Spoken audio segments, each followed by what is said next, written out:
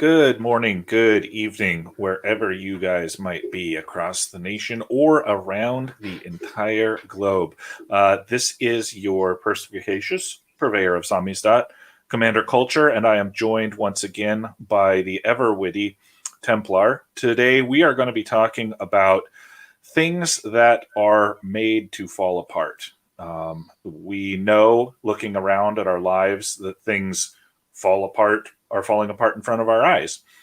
We want to know why that's happening because we, the kind of people that are listening to this podcast, if you want to call it that, this broadcast, are the kind of people who want to put things together.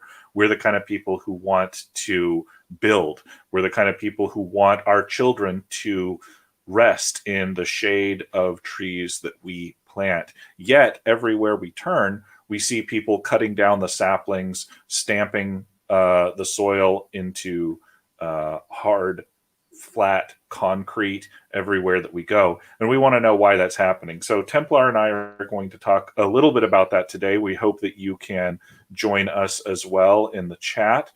And Templar, what are you thinking? Yeah, well, first of all, thank you for having me again. Always a pleasure to be talking to the commander. But yeah, so failure. I was talking to my dad about this not too long ago, and just catching up with him, uh, and he's kind of of an older generation where the people in positions of power, the institutions, the powers that be, have kind of served the interests of the people that they're supposed to be serving, as it should be, as it was intended. And so when I was talking to him about these things, it's almost like there's a more fundamental disconnect. You can show two people the same facts and then they'll draw different conclusions. And so, just talking to him about this, it's sort of a world, one where the institutions do not protect the people that they're intended to serve. That world is just hasn't existed and doesn't exist for a lot of these people who grew up, in earlier America. And so I think things are changing so rapidly, and a lot of people have enjoyed the fruits of the seeds that their fathers sowed and their fathers before them.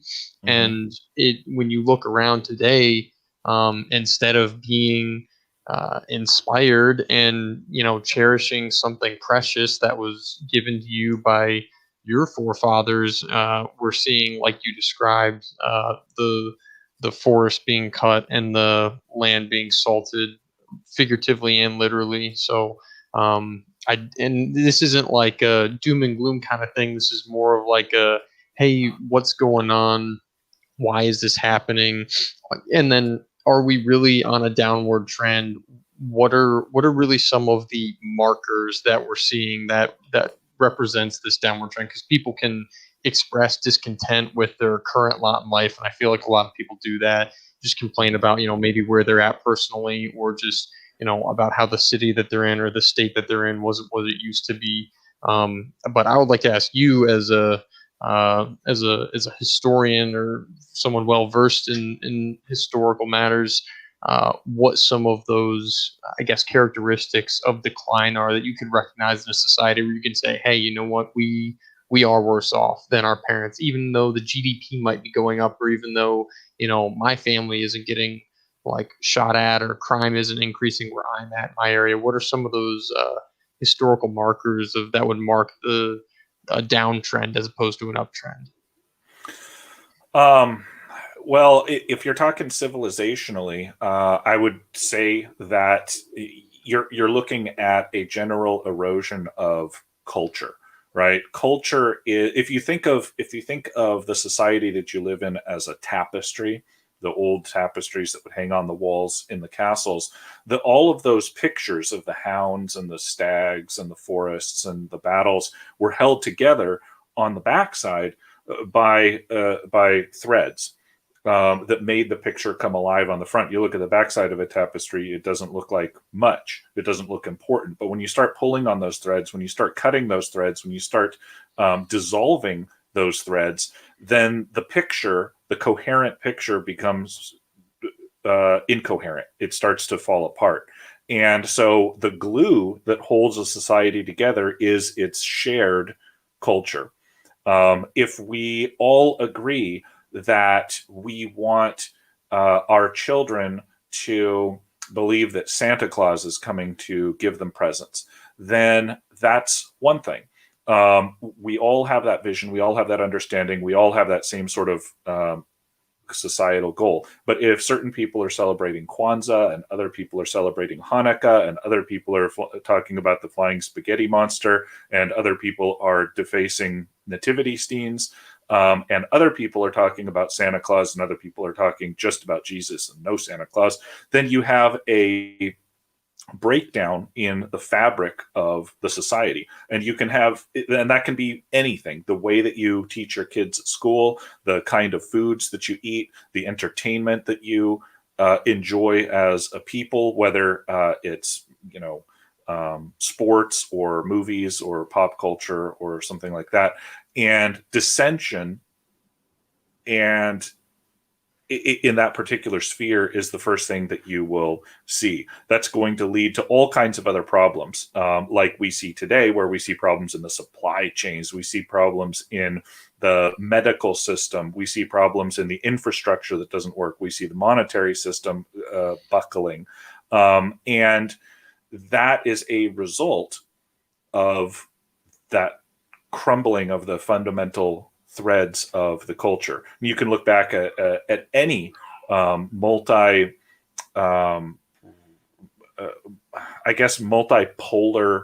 country, the Soviet Union, like one with a lot of factions. One with a lot of factions, but the thing is that factions can always change, right? Maybe even in your family, somebody that used to be a Democrat that became a Republican, or somebody that's listening to this, knows somebody that used to be a conservative or a Labour Party in Britain, and now they're a Tory, right? So that can change. Those factions can change, and they do change. But what I'm talking about is even more fundamental. It comes down to culture, right? And for many people, and I'm gonna say something controversial here. And that is that culture and ethnicity are tied together at some level, right? So would you say that culture is downstream from biology? It's In part, at least. far Obviously, downstream. nothing. That's like asking, is a certain behavior the result of biology? And it's never, with any social science, it's never just cut and dry, like, cause and effect. But it's just the old nature and nurture debate. So, well, it can be, and without going into too much detail on that, I would just ask the gentle listener to look at the outcomes over many hundreds or even thousands of years in different countries. Northern Europe looks very different from Southern Europe, distinctly different, which looks different from the Levant, which looks different from India, which looks different from China, which looks different from Japan, right across the ocean there. And so that is a result of the general, by which I mean holistic, expression of the people that are there. The reason that China and Japan look different, the reason that Italy and Norway look different, is because the people that are there have different shared ethos, right? I would like to point out real quick here, we've got Captain Cockney Mirror Spock. I'm not sure if that's Cockney Spock or if that's Cockney Spock. Welcome, Cockney Spock. Templar, if you haven't had the pleasure of meeting Cockney Spock, he is a very interesting and loquacious fellow and well educated. So so that's kind of what I'm saying, right? This is a fun meme, right, that you have in front of you here, where it says Hiroshima 1945, Detroit 1945, Hiroshima 2010, whatever. Maybe you've seen this, maybe the viewer has as well. But this is what I'm trying to say, is that when you have a shared culture, even something as big as an atomic bomb, you can come back from, right? Atomic war is nothing compared to the power of a unified culture. And Japan, as an ethno state, has a very strong culture going back a really long time and probably going forward into the future. Now you move over and you see Detroit, and Detroit had one culture in 1945, and it has another culture, another group of people have moved into the same the same geographical region, but they represent a different polity, right? Hmm. And so the priorities are different. The outcomes are also going to be different. And this is an important point to make. And I'm not sure how well it holds true for the United Kingdom of Great Britain and Northern Ireland. But I do know that it holds very true for the United States and other countries too. That over the span of time, what's called the a country is not the same.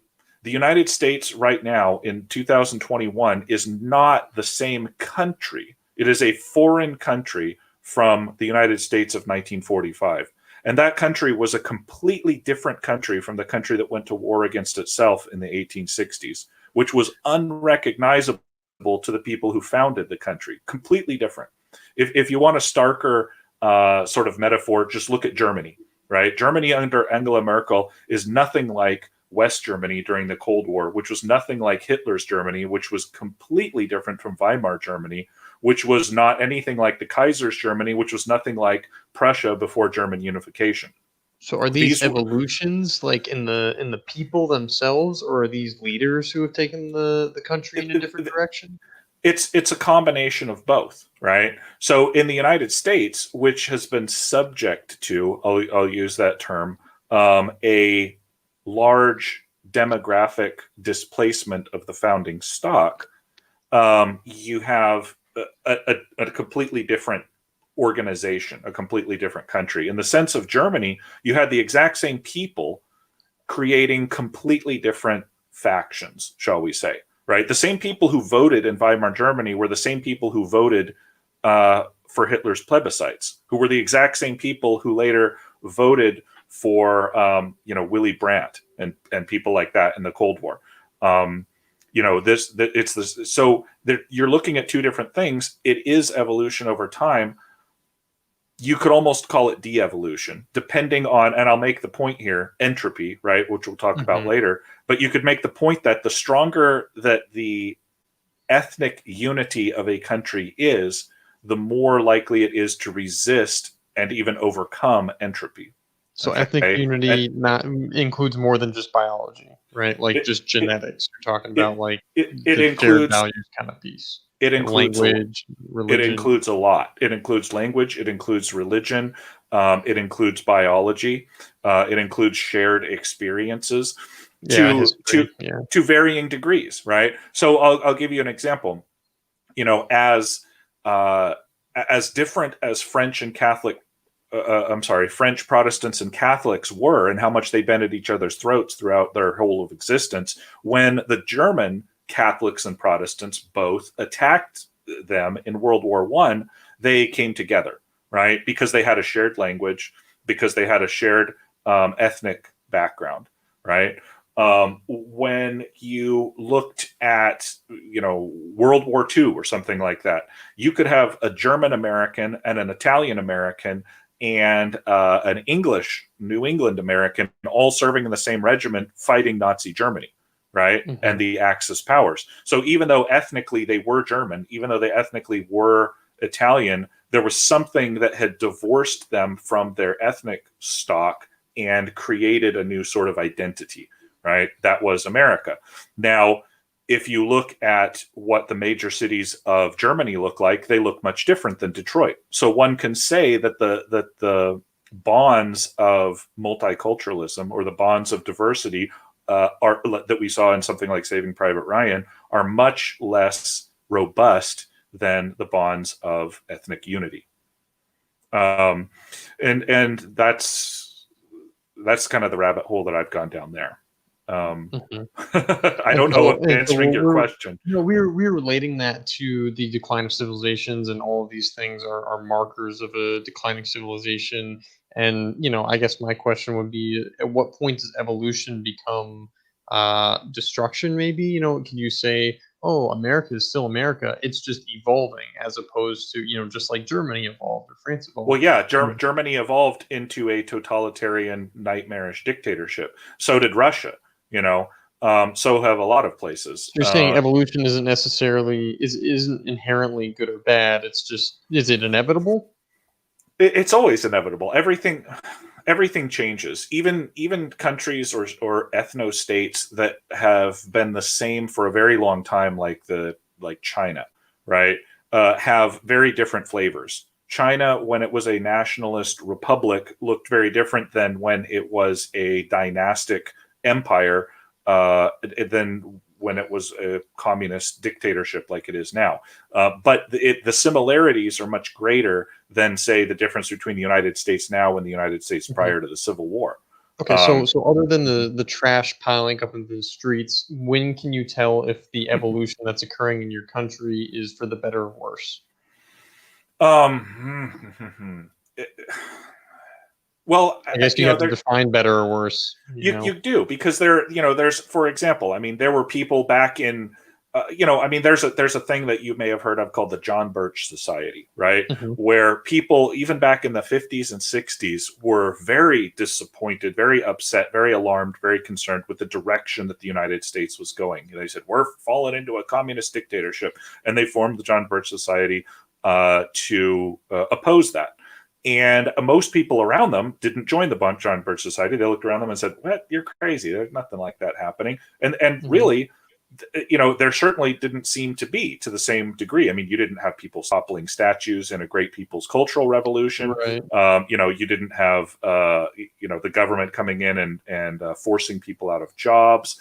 You didn't have anything like that. You didn't have, and so those people were alarmed. Other people weren't. Now you flash forward to 2021, and most sober observers in the United States and other people say we are moving into something that is uncomfortably totalitarian and something that is manifestly tyrannical in the West. I mean, let's not isolate the U.S. Australia has its own special uh, brand So going so on what if there. what if it Mhm. wasn't COVID related? What if it wasn't vaccine man? What if it wasn't something that we considered bad? Because I'm sure plenty of the people, in Nazi Germany were like, "Hey, this whole totalitarian thing, like we heard it's not good, but our lives are improving."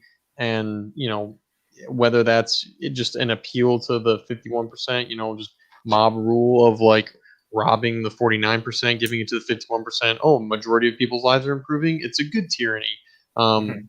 But I, you know, if it were something that you approved of, would it change the goodness or badness of the tyranny, or are you taking a Well, step back and saying fundamentally this is a problem? I mean, yeah, I mean, so to an extent, so one of the things about authoritarianism, we'll set tyranny aside for just a second, Mhm. but one thing about authoritarianism is Which is that, just the state having the ability to be tyrannical if they so choose. Just like, yeah, it's absolute control over the means of governance, right? mhm. And in a way, that it is very productive, right? There's the old saying that Mussolini made the trains run on time, and he did. Mussolini made the trains run on time. Francisco Franco repaired the flagging economy of Spain that no one had been able to do for 200 years, right? And Um, Cincinnatus saved Rome. and Cincinnatus saved Rome. The argument could be made that Pinochet got Chile on the right track. Certainly the people of Russia don't seem to have a majority complaint against Putin, who runs things pretty much as he sees fit. And Mhm. so, there is a certain utilitarian appeal to authoritarianism, right? And so I don't know if that answers your question, but I think it does.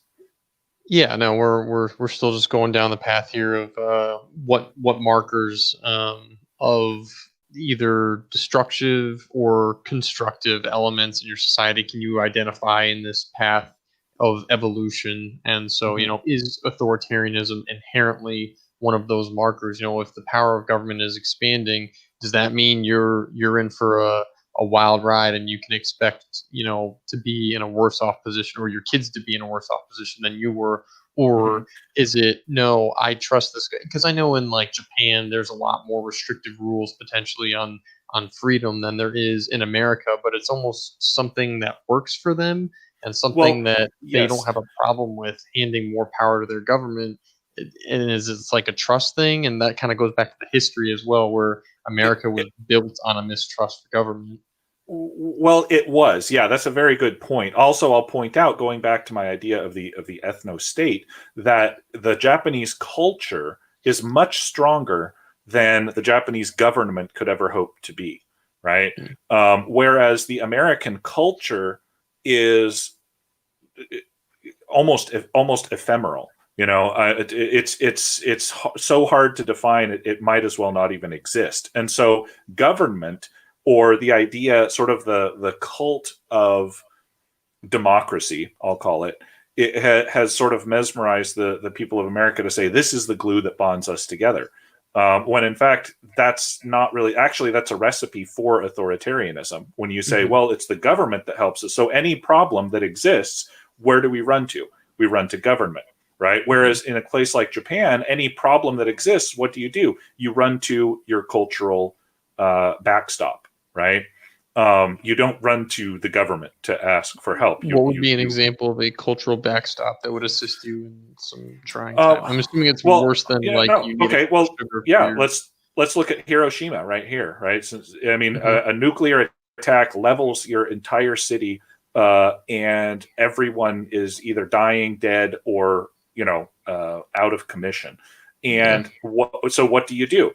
Did the people there turn to the government? Did they wait for the government to come and help them? No, they just started clearing roads. You'll see this. I mean, the bomb didn't miss the roads. They just saw a road. They knew that roads needed to be cleared, and so they went out there with their shovels, with whatever arm was still left good, and they shoveled the roads clean and removed what debris they could, because that's what they were doing. Now you contrast that with, say, New Orleans in Hurricane In Katrina, Katrina, where yeah, everyone that just was a sat there winner and takes waited for all. the government to come to save them, because it was too much to fill up their tank with gas and drive to Kansas City or something. Not making light of the situation, but it's like, come on, man, as the occupant of the White House would say. So that's an example, right? The Japanese ideal of cleanliness, we can even just say, right, as part of it's part of their religion. Cleanliness is literally part of their religion, and there's nothing messier than a nuclear explosion.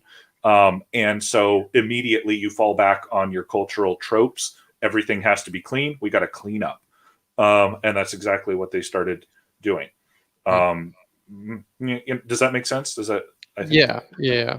Mhm. Okay. And so So in America, like, yeah, we don't. I mean, it's just, the problems are seen to be solved by government. This is the Reagan philosophy, which everyone's probably heard the saying, where Reagan was joking. He says the most scary words in the English language are, "I'm from the government and I'm here to help." Right? That philosophy basically says anything that's government related is inherently dangerous to the long-term survival of the society upon which that government rests, right? Because it's okay. going to turn into a parasite. It feeds itself for its own sake, and we see that now, where there's a federal bureaucracy that's completely out of control, animating itself, one could say, and not necessarily answering to the people.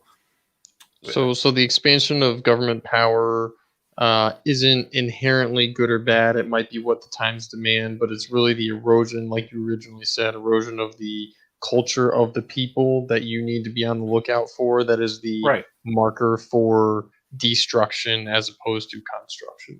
right. So you could ask yourself, who would you rather be ruled by?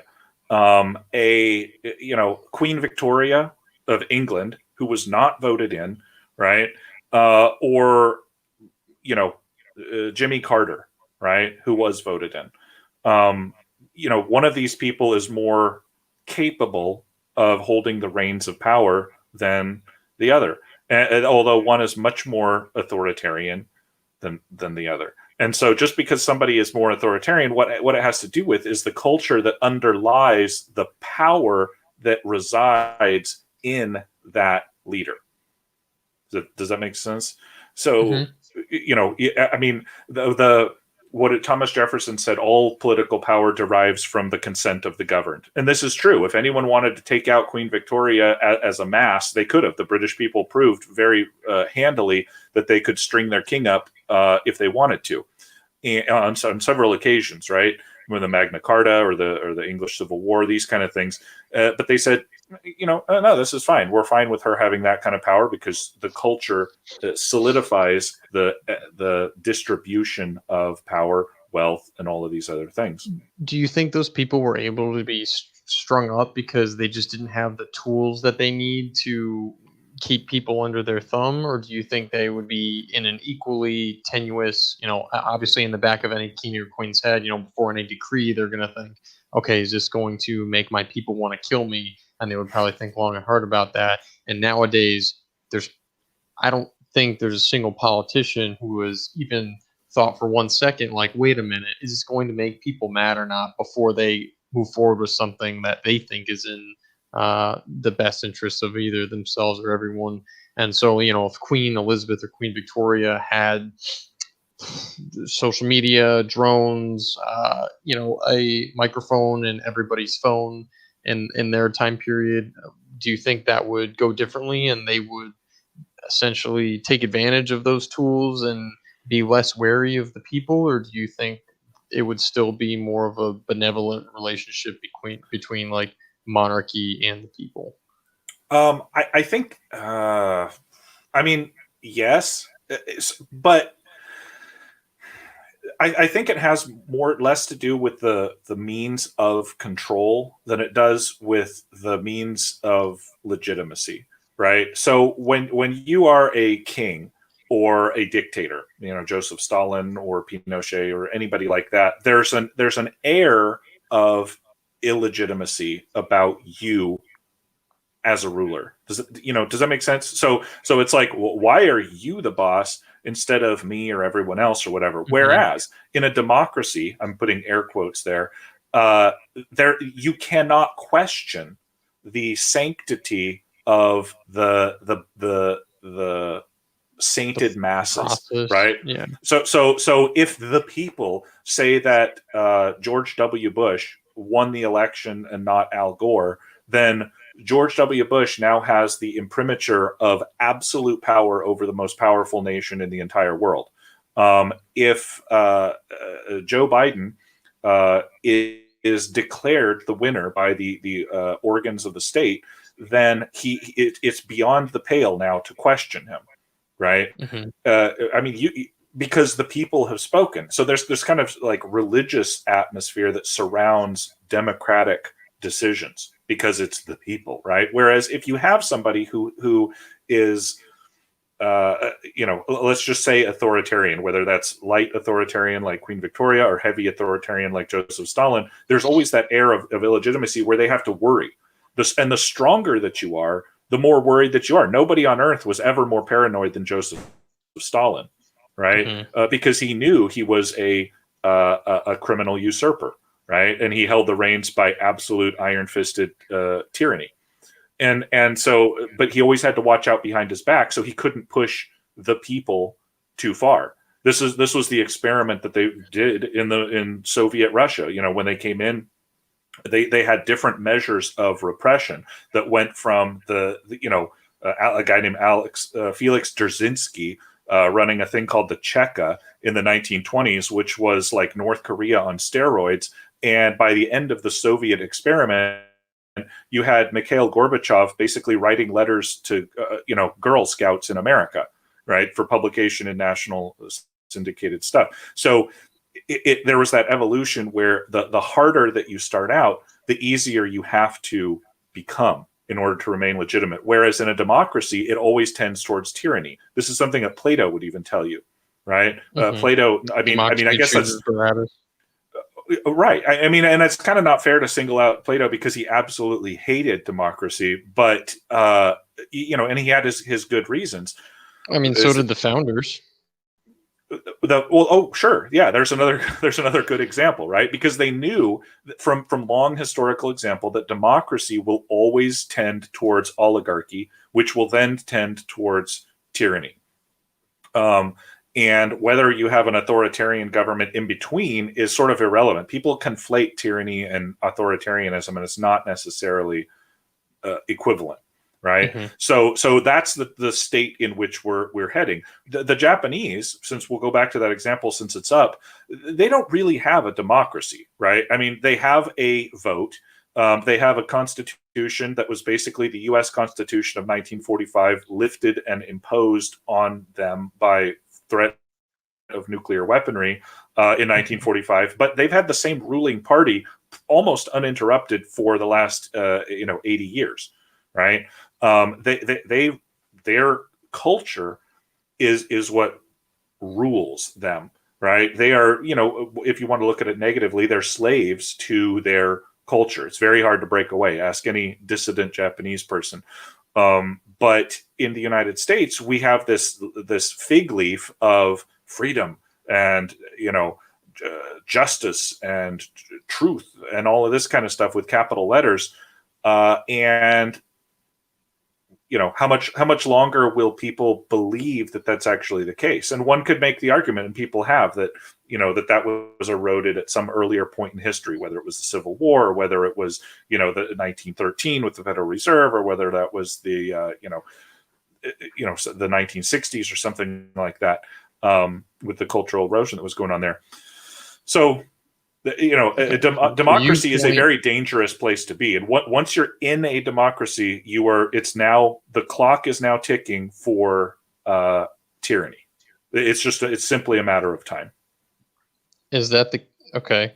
Well, is that the case with other forms? Is it? I mean, the same thing with Rome. They had the five good emperors. They had an empire. It was good while the emperors were good, and then Commodus comes in and kind of undermines all the work that they put into it. It's like, are we just doomed to repeat the cycle of good times, hard times, because no system is perfect because man is flawed? Uh, yes. But here's the thing. This is why I keep coming back to it. There is no good system, right? Before the good emperors, there were even worse emperors than Commodus, right? There were Hmm. nightmarish emperors like Nero and Caligula and psychos like Hmm. that. And then they had the good emperors, and then they had the bad emperors, and then they had some okay I think I would emperors, and take then a they horse for a senator at this point. well, I would too. I think Yeah. some of them aren't quite as bright as a horse, but Yeah. so So Caligula but might have been onto something.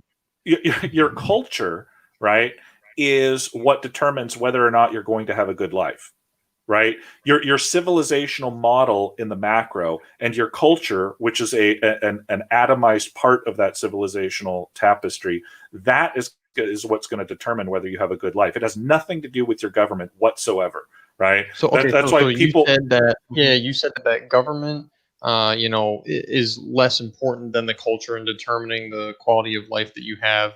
So Much. are you suggesting that, with democracy turning into a tyranny, that democracy inevitably erodes the culture of the people who live there, who it rules? Um, I would say that it tends to, because Tends to, okay. democracy is a corrupting influence. You skipped one of the Platonic steps there between democracy and tyranny, and that's oligarchy. That's where the power is concentrated in the hands of a very few.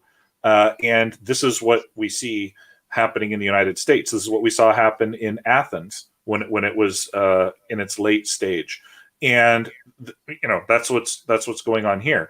And so you have that transition from democracy into an oligarchy. But the oligarchies are fake leaders. They're not good leaders. They just accumulate power to themselves through briberies, coercions, corruptions, filthy lucre, money and stuff like that, rather than actual qualities of leadership. Something that you'd recognize if you saw, Charlemagne or Alexander the Great or Queen Yeah. Elizabeth the First or something like that. Somebody that you would say that person has the gravitas to rule a country. No, oligarchs are the Mark Zuckerbergs of governance, right? They have no innate skills. They have no inherent morality or loyalty. They're just managers, which is something very different from leadership, as I'm sure you know. Hmm. Okay. All right. So with respect to where we're at in America today, we are.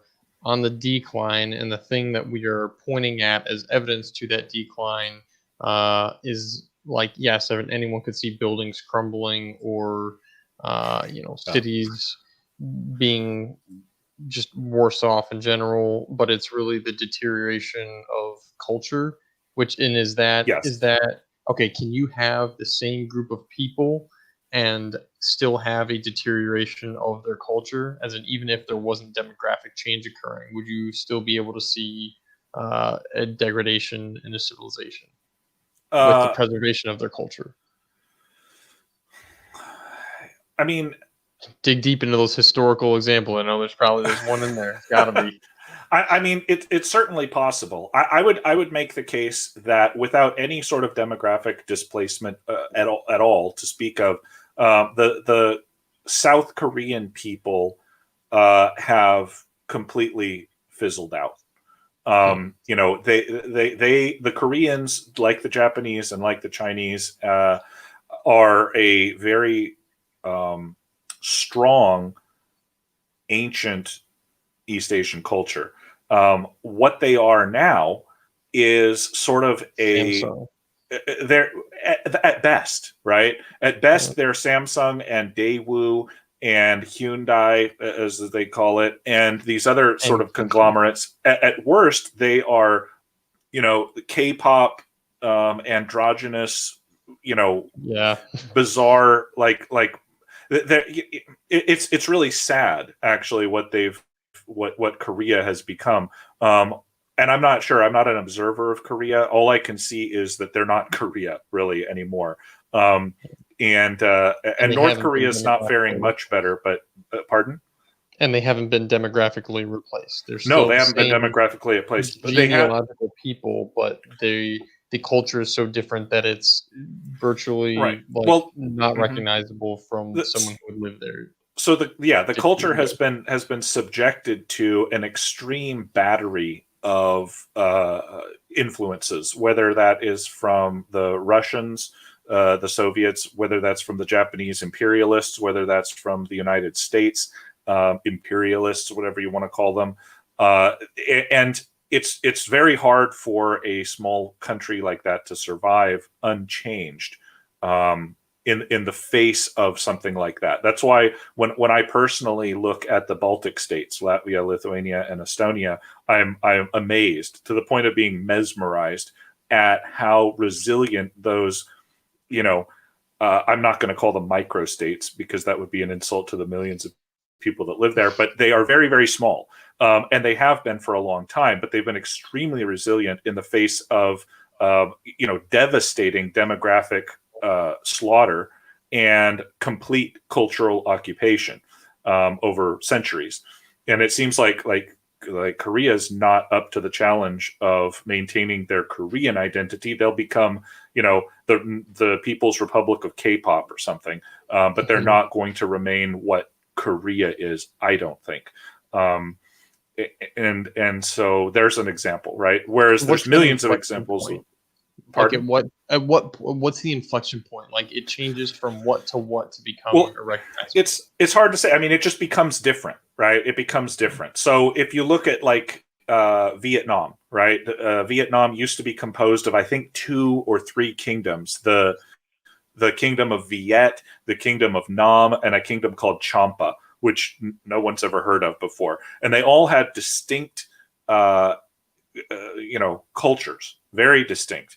And they've all now blended into one. You can look at Germany now, and somebody that can speak to Germany better than I can, maybe Mr. Edge of Time there with his umlau, I'm not sure, but in Germany, they had dozens, hundreds even of microstates that made up what is now Germany, principalities and archbishoprics and things like that, and they were all very, very different culturally. They spoke German, but they were tribalized to have different ways of looking at things. And that is now largely, I would say, erased between the wars, between the devastation, between the split of the country in two and its reunification. There's not. I mean, there are like Bavarian people's parties and things like that, but the German identity that made up the cuckoo clock makers and beer stein carvers of the 19th century, I think is is passed away. So it changes into something else, right? And people here we can go down this road. When people lose one cultural identity, they lash out looking for any other kind of identity. And that's, for example, what Hitler gave the German people.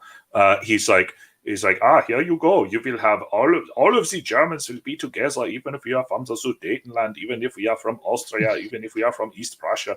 And the German people who were deracinated, right, is the word for it.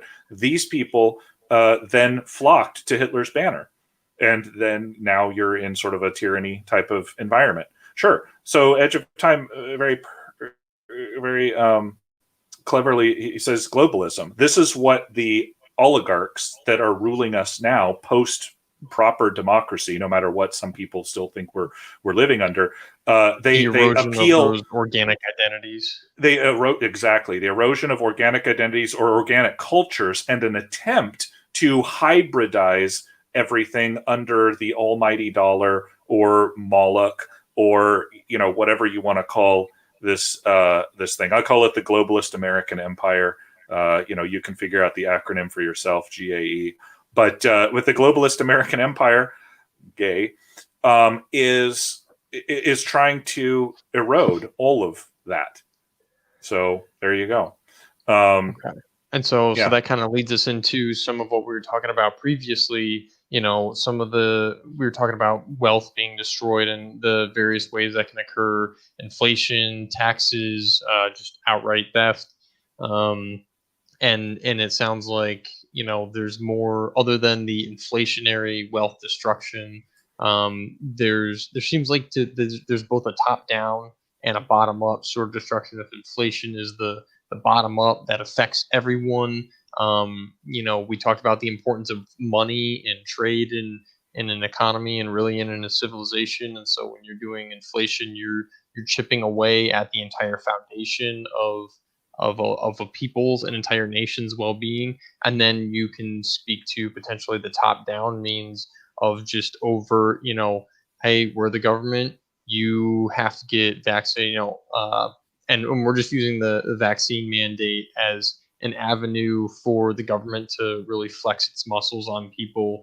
I'm sure they are completely indifferent towards whether or not people are actually vaccinated, but they love the idea of being able to say who can enter or exit this restaurant, or who's allowed to leave their home at what point in time. And so, you have the top down opportunities that COVID has granted the government to exercise its power and its will over people. And then you have the bottom up destabilization from, the cultural erosion, the financial erosion, and it's creating, as we've all recognized, a pretty unstable environment.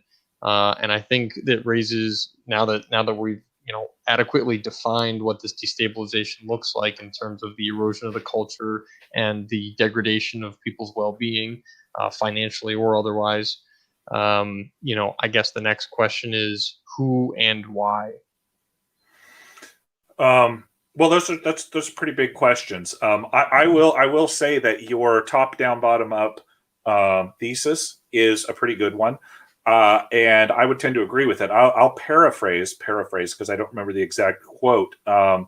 Vladimir Lenin, who said that the way to destroy the capitalists is a two-pronged attack, right? Where you erode their wealth from the bottom and you tax their wealth from the top. And that erosion of wealth is inflation. You inflate the currency and you tax them from the top down. And in that sense, you pinch out the diversity in the economic ecosystem, which flattens flattens the landscape, which makes it easy for central planners to then come in and make what their wreckage is doing look better than the destruction that they had then implemented prior to them taking power. Right? Does that make sense? So if you want my quick and easy answer to the who, it's communists, right? And if you guys, I don't have the clip up, but you go on to the old Kids in the Hall comedy sketch and you see them with the one about communists, and I don't want to be that guy, but that's really what's going on here. You can ask anybody that lived under the Soviet bloc, anybody that's escaped from North Korea. That girl has been making the viral round saying this is exactly what happens in communist countries. The planks of the Communist Manifesto have been adopted. I think 3/4 of them are currently in effect in the United States. So that's what's going on, right? I don't think that there's like a Communist Party USA or something like that. I'm not McCarthy or anything like that, but that's their ethos, that's their philosophy. Yeah. And so they go out, with this deeper, as in like just like Marxists create an atheist state. Is it a revolt against God, or do you think these people aren't really thinking about this spiritual warfare? They're more so just thinking about how can I consolidate power and basically make as much money and be able to do whatever I want without consequence? I think it's both. Because I always think that there's a spiritual aspect to it. Absolutely. Because see, people who are at the low level, the people who are out there chasing Kyle Rittenhouse, right? They're motivated by greed, avarice, fear, stupidity. Any of the seven deadly sins, really. all of it. Yeah. Because they're, fallen people, and that's all they know. Right. The people at the top, though. So let me give you guys the listeners sort of a thought exercise. If you're at the top, if you're a Bill Gates, let's just throw him out there, or a George Soros, or one of these kind of people, like you have nothing. Theoretically, you have no upper bounds, right? You could take over the world. If Jeff Bezos and these guys, they could. Why not just take over the entire world? There has to be something above them that they fear, right? And I don't just mean like a shadow government and the Bilderbergs and the Rothschilds and all this. I mean something that is more powerful than they could buy out, right? There's something that can't be bought. There's something that can't be purchased. There's something that can't be crushed or destroyed. And all I need to know about the spiritual world, I can tell from the reactions of these people that I would call inherently evil. Right? They're certainly scared of something, and they're doing everything they can to crush the human spirit, the goodness, the beautiful, and the true. Right? That's my little catchline: goodness, beauty, and truth. And they hate all of it. They hate beautiful art. They hate beautiful music. They hate the truth. Beautiful people. They hate beautiful people. They hate good people. Right? Mm-hmm. They will not let you give your money to your children. They will not let you donate your money to charity.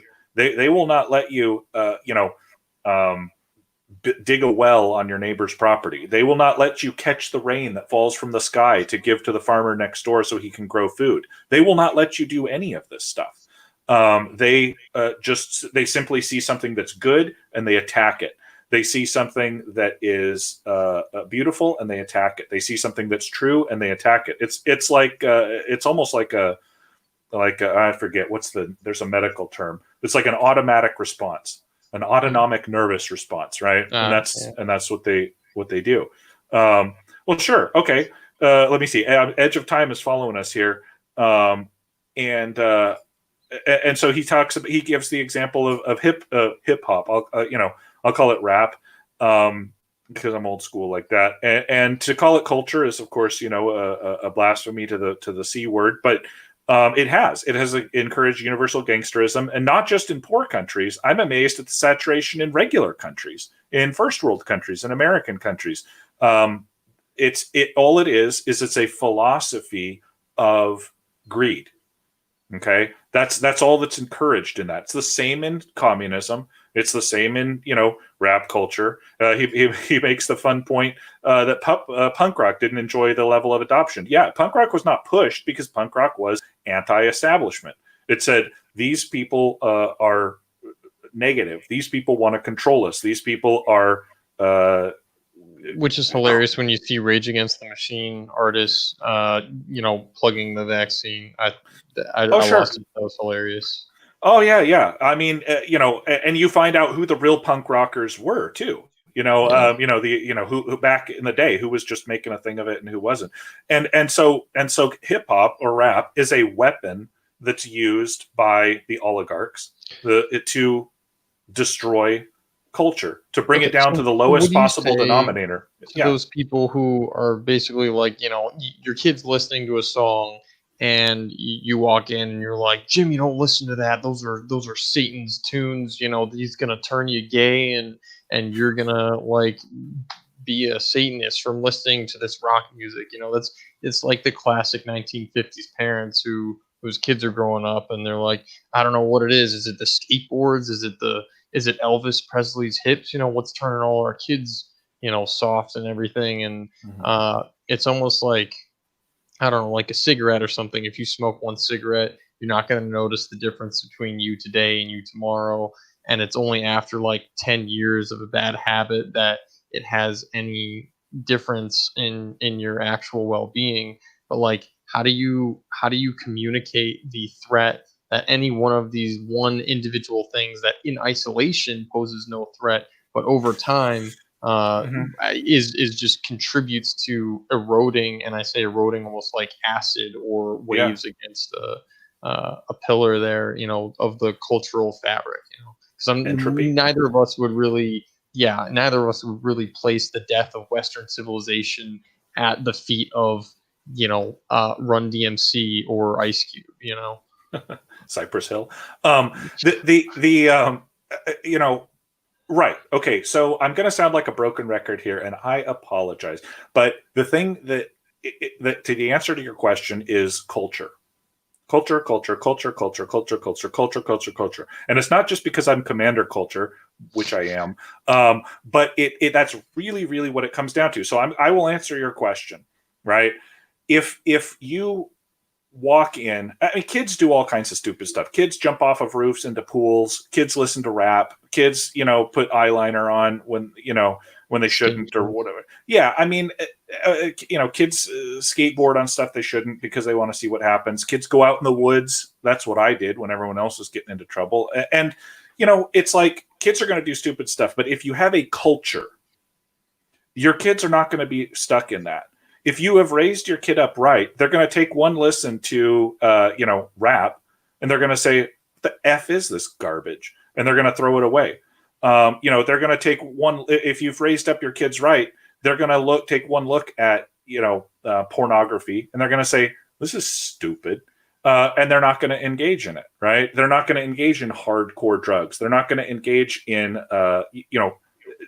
becoming communists, right? They're not going to become feminists. They're not going to become SJWs because you have instilled in them a particular culture. There's a lot more than just them. And it's not as hard as you might think, right? I mean, you just have to encourage your kids and talk to your kids, since we're talking about kids, like say, you come from a long, long line of people, right? And don't just sit there and have the talk with them, but this is instilled in them from birth. They are not little Jimmy, right? They are Uncle Bud's nephew. They are Grandpa Wilson's grandson, right? That's who they are. They are part of a tribe. They are part of a culture. They are part of a way of doing things. And things, like in the old days where they said, well, that's just not done, right?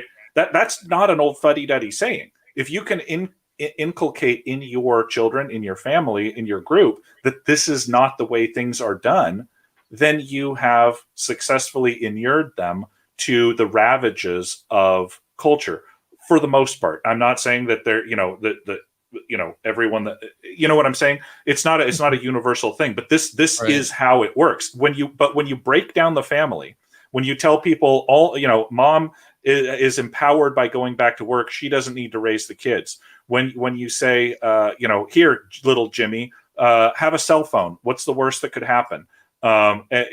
Social media culture takes over. They take over. Edge of Time, man, you are spot on.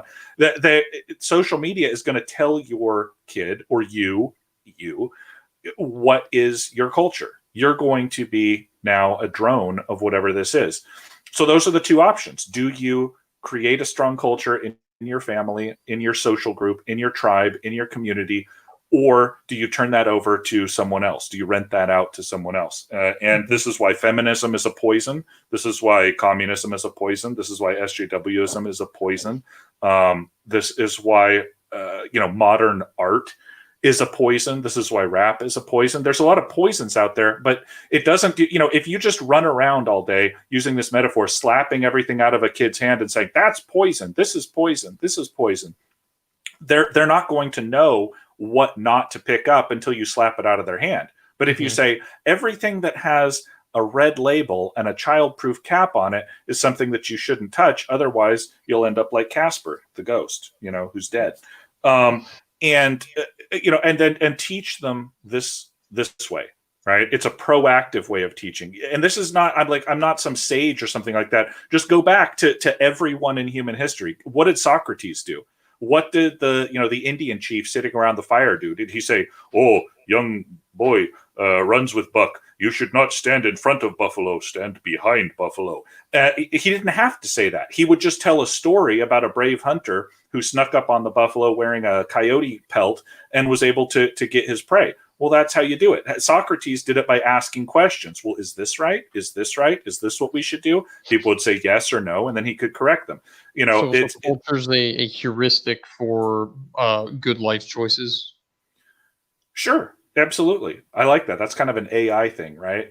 In other generations, they would have called it, a conscience, not necessarily a moral conscience, but like a cultural conscience, right? And so here we go. Michael McEntee back. Welcome back to the channel. Our culture has been replaced with consumerism. When the luxuries run out, our diversity will not be our strength. You hit the nail on the head. Design. Pardon? Yeah, I feel like we both agree with this sentiment here. Is this just a natural evolution of quote unquote our democracy, or is this by design and it would not have happened if somebody would not have made it happen? Well, it's both. Okay. And that's not to cop out your question. All societies, all government structures fall apart. Okay. I think you read the Fate of Empires by John Glubb. I passed that over to you. If you haven't had a chance to read it, if you're in the chat. It's called the Fate of Empires, right? Yeah. Every group, like governmental type group, has about a 250-year lifespan if they're lucky. You can't go much far beyond that, whether you're a dynasty, whether you're a dictatorship, whether you're a republic. 250 years is about the outer limits, because humans just tend to screw stuff up and have to start over. Now, you hope that in the process it doesn't wreck your culture and you can keep coming back, like the Egyptians kept building dynasties, the Chinese kept building dynasties. And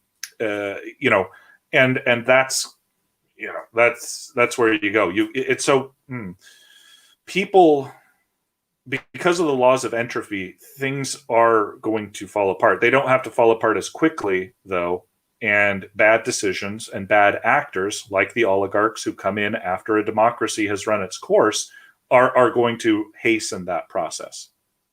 Okay, so what would you say to people, maybe like my father or any listeners out there who are saying, we have a government that's an electoral government, whether it's, representative democracy or direct democracy. Theoretically, there's some accountability for our political leaders. Why are there people who seem to have an incentive for destabilizing the people that they're supposed to represent? How is that possible in a representative situation? Because this is a very simple answer. I can elaborate. The kind of people who gravitate towards power in this sort of a system are not the kind of people who will fix the system. They're the kind of people who will benefit from the system. They are people who, either whether that's individually because they're sociopaths, like many leaders in our system, and they get a kick out of it, or whether they will benefit from it, in a monetary way because of corruption. That is why our political system does not attract the best and the brightest. The great quote from Trump, right? He said, well, why don't you want people from Mexico? He said, they're not sending their best and their brightest. And to our political system, we're not sending our best and our brightest. We're sending people who are inherently corruptible. We're sending people who are inherently power mad. We're sending people who are inherently stupid. I guarantee you that you or I could outthink 90% of the people sitting in U.S. Congress right now. They're morons. They're submorons. They when the January 6th people came in waving flags and singing patriotic songs, not a single one of them stood up and said in their doorway, "Hey, nice to meet you. What are your grievances? This is kind of weird. I don't see this every day." To a man and woman, they went and hid under desks and ran down into the secret tunnels that are underneath the Capitol building and generally pissed themselves. They're cowards and they're morons, all of them. And that's what our system attracts. And so it's very easy if you're Mark Zuckerberg. It's very easy if you're Jeff Bezos, who are a brand of midwit, slightly more intelligent than the average politician, to control these people, right? It's So even easier. like it's better for these people to stay on the outside of government and like pull the strings within their own corporate. What I'm saying is that what I'm saying is that anybody that shows an interest in politics is somebody that you should be inherently suspicious of, right? And anybody who stays in politics is somebody that you should probably throw out on their ear at the soonest possible opportunity. So why do these people want society to deteriorate? Because it gives them power. Actually, I was actually gonna say something like that. I was like, I have my own theory that I would like to run by you and see. Yeah. One of those things was it allows them to infinitely expand their power. You know, as people grow more desperate, they're more willing to pawn their problems off to someone who says, "Hey, I can solve those for you. I just need your vote." And so that was one of the points. Another one was it allows them to really, once they are elected. And they get into power, they can be the saviors for their manufactured crisis. And when I say manufactured crisis, I don't mean like they were the ones who were paying off somebody to create a crisis. I mean, they set conditions for a crisis to occur, like leaving the borders open or imposing a lot of regulations or debasing the currency. And then that makes people desperate. And then they can do something like, I don't know, arrest a couple people and claim to be the saviors of the problems that they set conditions for, which I guess just leads back to their expansion of their power.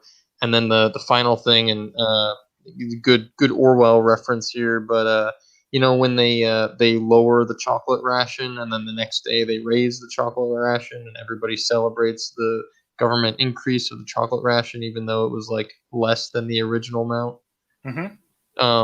So it allows government to basically, make people's lives worse off, make them content with poor living conditions. And then, so say they're responsible for like rolling blackouts or something. When the power finally comes back on, the people are just grateful that the government turned their power back on and they're willing to celebrate it without even, holding them accountable for the reasons why the power shut off in the first place.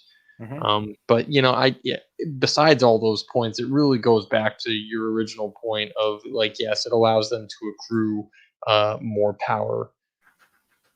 Yeah, I would agree with that. Well, yeah, I'm sure you and the viewership, which is going up, great to see all of you guys. It goes back to that old Rahm Emanuel quote, right? Rahm Emanuel, who's one of the midwit oligarchs, he's probably one of the more intelligent ones. I'll have to give him his due. Said, "Never let a good crisis go to waste." Right? That is not a throwaway line, right? And think about it. What to what end? Right? What's the second half of that sentence? Never let a good crisis go to waste. To affect what agenda exactly? Right? Rahm Emanuel has never, to my knowledge, come out and said, "This is my manifesto." Margaret Thatcher stood up there with the conservative manifesto, and even Lenin was honest enough to stand up there with the communist manifesto. And, when Hitler had his Mein Kampf and everybody's out there telling each other's plans, Rahm Emanuel said, "Never let a good crisis go to waste." and then snuck back into whatever hole he came from, having spoken a little bit too much. And there you go. They do not let any crisis go to waste, whether it's one that they manufacture, like you said, the border crisis, or the incipient collapse of the monetary system, or one that just sort of happens to land on their head, like perhaps the COVID-19 situation did, because it's always and everywhere about the accretion of power for the sake of power. They don't even know what to do with the power once they have it. You give that power to Catherine the Great, she will rebuild Russia. You give that power to Thomas Jefferson, and he will create a bucolic agricultural republic. You give that power to, you know what I'm saying? But you give Hmm. these people power, and they just sit there, And use it to smiling get more at you power. while they break all your stuff. You Hmm. know, because they can. And that's what this comes down to. This is the discussion that I really wanted to get at. These people, these people are not creators. They're destroyers. They do not know how to create. They have not created a single beautiful building.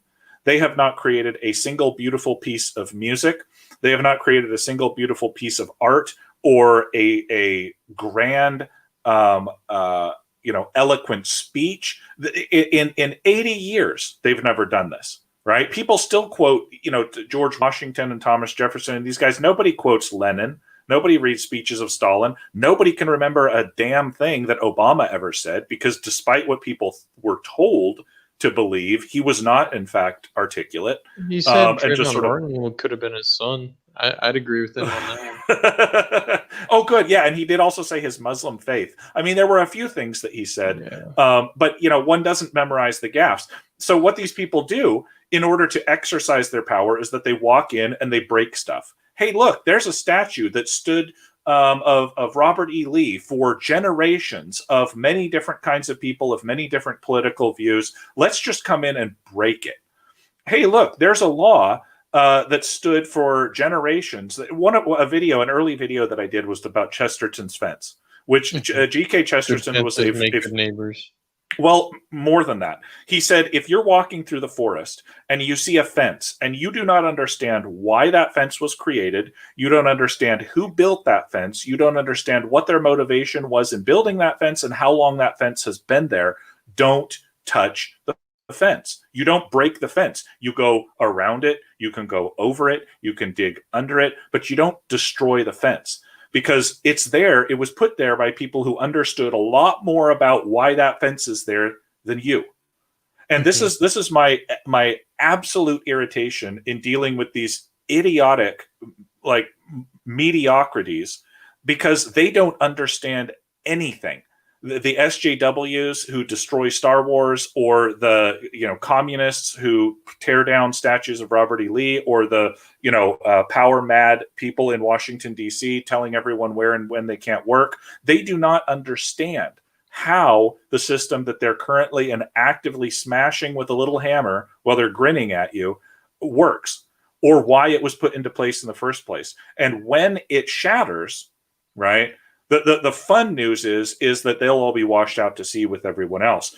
But in the meantime, everyone else's standard of living, everyone else's existence becomes cheaper and becomes lesser for no reason whatsoever. Does it Um, really? Are they really going to get washed out though? Because I feel like everybody in Russia, even when the people were starving and millions were sent off to gulags, there was still that 5%, the oligarchs who were enjoying a relatively high standard of living, or at least one that they would enjoy. Is well, it? Are they really going to be washed out? Like, how bad does it have to get? Well, let me tell you, the people in Russia, there we can. This is a whole other conversation. It's actually a university, semester long class. But the rulers of the Soviet Union did not set out to destroy the Russian people.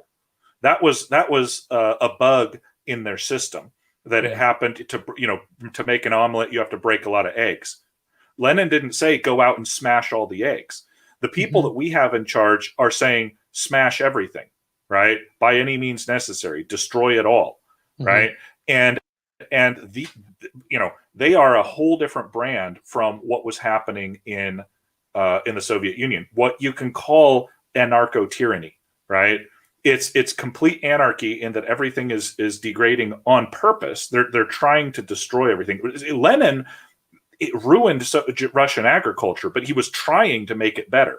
He Hmm. was using ideological principles to try to make Russian agriculture better, and he did a horrible job, and he killed a lot of people, and he wasn't doing it right, and he was very stupid that way. These people are trying to destroy the system, and so when you think of it like a Bugs Bunny cartoon, when you saw the log of the branch that you were sitting on, you will fall. Right? What is that? That's one of the laws of thermodynamics.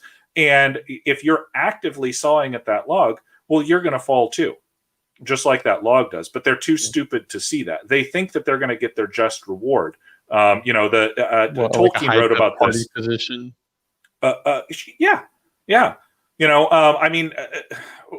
party will Lenin reward them for their called them loyalty. useful idiots, didn't he? I mean, that those are the people that he was talking about when he talked about useful idiots. It's these So people who think, drop a name. Is it like AOC, or sure, is AFC is a Pelosi great. even a useful idiot? Is Uh, she like a more of a string puller?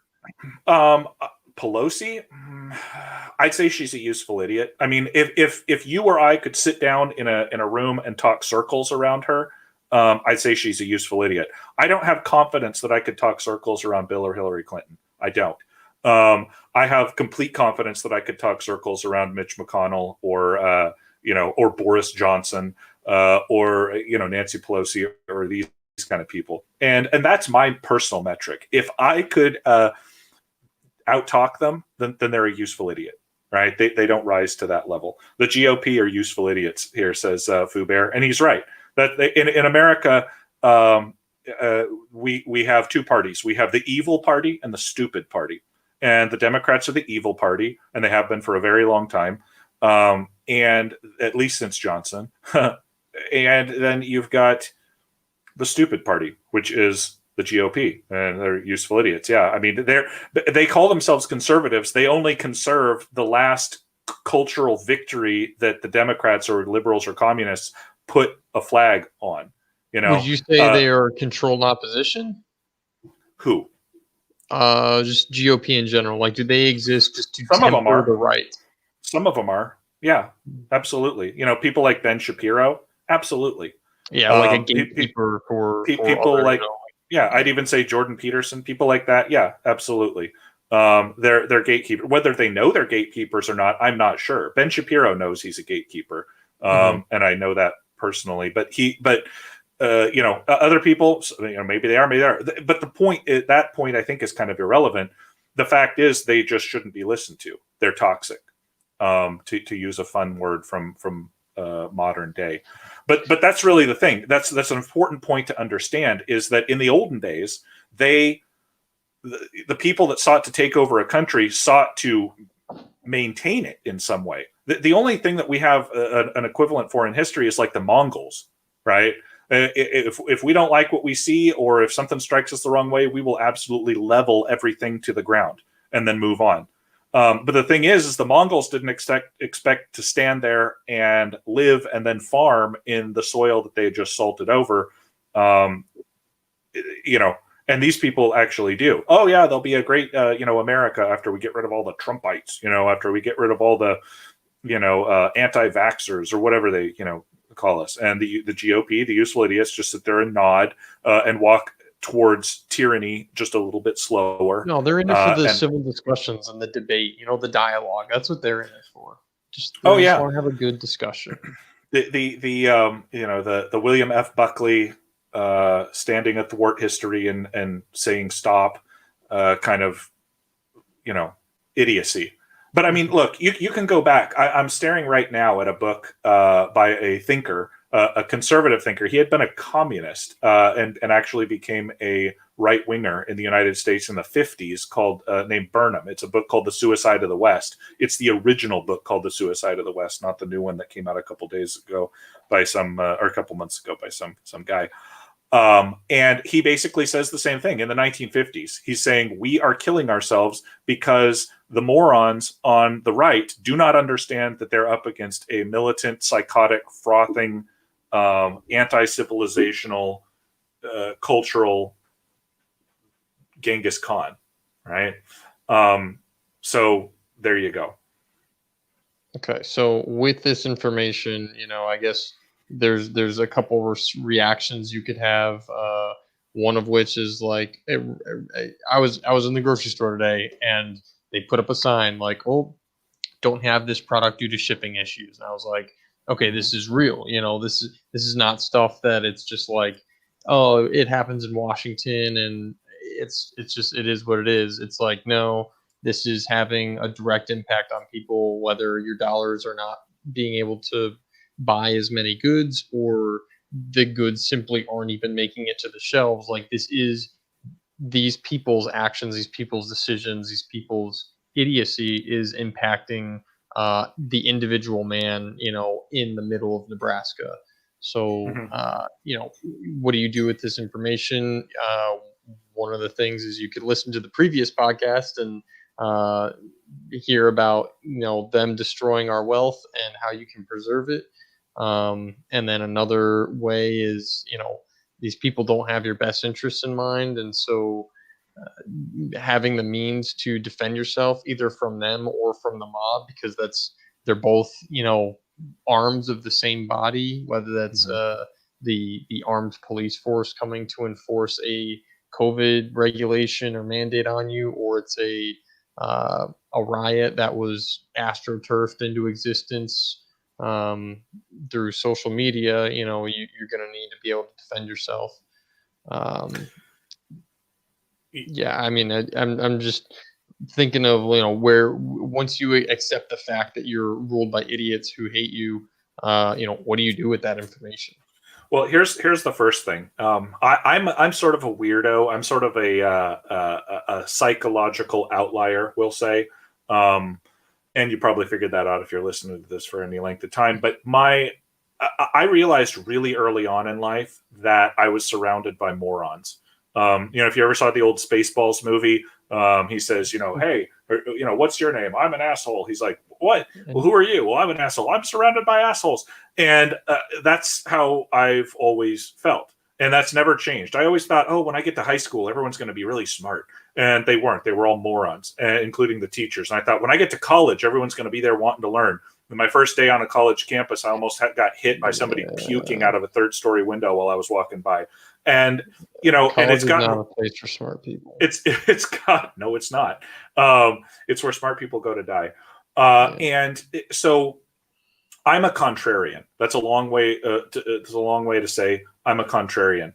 If somebody is telling me to do something, I will do the opposite, and then after I've acted, I will check and see whether I made the right move. Doesn't that go Okay. against your fence rule? If you see a fence, you're supposed to leave it up. Okay, if GK Chesterton comes along and tells me to leave a fence up, I'm going to leave a fence up. But if a president comes out and says mission accomplished, you know what it means? It means the mission's not accomplished. If if a politician comes along and says we're in a deadly pandemic, and I know what pandemics are because I'm a history major and I've read about these things, and I don't see a pandemic around me, I'm going to act in the exact opposite way. Right? Mhm. If they say inflation is transitory over and over and over again, then I know that inflation is not transitory. I personally, it just isn't for everyone because it takes a lot of fortitude and losing friends, but you just do the opposite of what these people tell you to, and you'll be fine. Right? Is anybody out there in the mainstream media saying you need to stock up on food? Because food that you buy today will be cheaper when you consume it 6 months from now than it will be when you go to buy it 6 months from now. Nobody in the mainstream media is saying that. I'm telling you that because here's what's happening. So you talk about these supply shortages. We've got pictures of some supply shortages from last year in Europe. It's happening everywhere. Um, Farmers, right? Farmers grow food. In order for farmers to grow food, they need parts for their tractors. Okay. They need seed. They need precursors like fertilizers and things like that. They need access to labor. They need all of these. They need stable prices for gasoline so that they can project, and they need a functioning monetary system so that they can borrow against their future crops. Mhm. These supply chains are disrupted to the point where farmers are now unable. Many farmers across the United States, I'm not sure how it is in the rest of the world, are unable to make their deadlines for their spring plantings. Okay. Farmers plan ahead for this kind of thing. What that means is you will have food shortages starting in kind of earnest in the spring. Does that mean people are going to starve? No. What it means is you're going to come across what Templar came across, where you look in the store and the stuff you want just isn't there. I was scrolling social media and some lady was groaning about how she couldn't find almond milk creamer for her coffee, and was just going nuts over it. And I'm like, whelpst, there you go. Food grows where water flows, and they done take all the water out of the almond orchards in California where I grew up, so that they could put them in swimming pools in Southern California and keep the all the illegal Mexicans going. And we don't have any more water, and it's gone, right? And that was an old problem. Now we have a systemic, serious problem. They like to talk about systemic when it comes to racism. How about systemic tyranny? And that's what we have. So I urge you all, go out and buy some extra food, because it's going to be cheaper then, or it's going to be cheaper now than it will be whenever you go to consume it, whether that's next week or whether that's 6 months from now. And I can guarantee you something that's sitting on your shelf is going to be a lot more available than something that might be sitting on the shelf at your local Kroger's or Tesco, maybe 6 months from now. You get you get Soviet shelf syndrome. That's what we could be looking at. You'll have your grocery that actually store. brings up a really good point. Go for it. When I was going to bring this up last discussion, but I forget who it was. Who's the last ruler of the USSR? Yeltsin? Gorbachev. Gorbachev. Okay. Was he the one with the big scar on his head? Yes, he was. It was a birthmark. Okay. Okay. I think then it must have been the guy before him. Either way, they brought one of those goons over here. The leader of the USSR. I think it was Yeltsin. They brought him over to the United States, and they were giving him the dog and pony show, throughout Texas, and they showed him like Mount Rushmore and everything too, and like, here's a bunch of American monuments. It's like, yeah, that's cool, whatever. We have all this like pomp and flair in Russia too. And then they took him to a grocery store, and it blew his mind. And there's a picture of him, and I love this picture. And he's staring at a freezer that had a bunch of meat in it, and he's holding his hands out like, how the hell is this possible? And it was the most extraordinary thing. That's the most ordinary thing to us.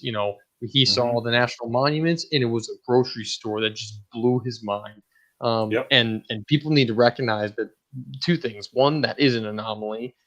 Having grocery stores stocked with food and not having guards outside, that's an anomaly in human history, and very rare.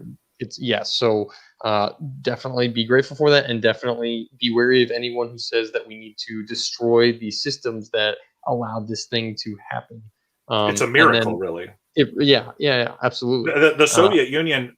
Sorry to interrupt there. That was Nikita Khrushchev, actually. Okay. And he, this is a country, the Soviet Union, that put men into outer space before anyone else had ever done so. And the leader of that country had never seen anything like a Piggly Wiggly down in rural Texas in the middle of nowhere.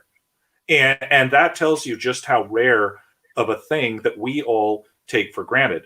And that these people, where's a picture of, there we go, of these people trying actively to destroy what we have. Capital expenditure loans to oil industry, long-term energy crisis getting baked into the economy, Foubert says. And we will have a very Foubert situation if that happens. But it's intentional. You can have, capital expenditures loans, or you cannot have them. And if you don't have them because you've rattled your economy, then you're like the Soviet Union. Nikita Khrushchev did. He went back to the Soviet Union, and he said, "How could we do this, people?" And they said, "There's no way we can do this." He's like, "Kansas looks just like Ukraine. I was swimming in corn." Like, the guy was obsessed with corn. He said, "We've got to make more corn," and they just couldn't make it happen because because reasons, because communism.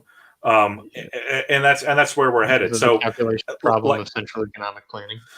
Right. And you get down to a system so far where your leaders can't even see their way out of it. Even somebody like Mikhail Gorbachev, who was like, "Man, this system is really broken in the 1980s. I've got to try to fix it." Didn't realize that just by fixing it, you're going to shatter the whole thing. And that goes back to what you said of like, these people were in Russia, millions dying of starvation and whatnot. These were rulers who actually cared about their people and wanted what was best for them, and were just tied to an ideology that wasn't going to work. And to their credit, they tried very hard to make it work, but they were doomed to fail. Whereas our leaders could not care less about what happens to the people, and really just goes back to that whole thing about it's an elected government that doesn't answer to the electees, the people actually casting the Right. votes. Well, that's a good point. Well, that we'll circle back to is, Nikita Khrushchev knew that if he did not get corn in front of the Russian people at the very minimum, right? Not only was he going to lose the Cold War, he might lose his own head. But the people who are elected, and I'm putting that again in quotation marks, they don't have that same fear because there's no one that can blame them. They can always blame the system, or they They can were blame, where was it? elected Who? officially, yeah. Here, It was the here we people go. who voted for us. Minnow, way up here, says racism has done a good job of enforcing bottom-up deterioration of discussing culture between different races. And I'll say racism in general, right? You can always throw out a shibboleth. Racism is the cause of this.